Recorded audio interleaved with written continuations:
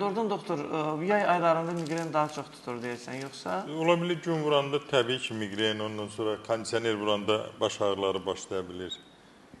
Ondan başqa yəni yuxusuz qalanda, ac qalanda da yenə ağrılar ola bilir. Qadınlarda ən çox görürsən ki, menstrual sikl aybaşı vaxtı yaxınlaşanda ya qutaranda baş ağrıları ola bilir. Baş Migren ağrıları, ağrıları. bəli, baş ağrıları ola bilir.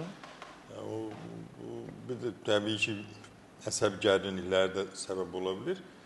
Ona görə də bir də bol miqdarda su içmək lazımdır. Bədəndə qan qatılaşanda da yenə migren ağrıları, yəni baş ağrıları başlaya bilir.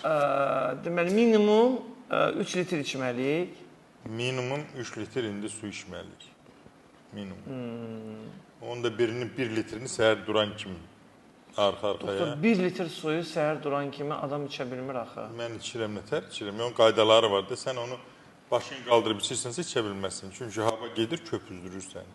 Sən o quş kimi qurtum içsən, havanı buraxırsan içirsən, havanı buraxırsan heç vaxt köpürürsən. Onun sirri oradadır. Bir də sən onun birinciyə qat ilə tut bəhməzi, ikinciyə qat ilə tutaq ki alma sirkəsi, üçüncüyə qat ilə tutaq ki darçın və zəncəfil, bir də sarı kök tozu, içinə də biraz bal qatqına qəşəng gedəcək. Yəni, mütləq hər birini nəyisə qatsan, bir qat-qat ağzının tamını dəyişir və qurtum-qurtumda rahat içirsən. Sonra da o ikinci 1 litri günortaya qədər içirsən, 2 litr getdi. Üçüncü litri günortadan sonra içirsən.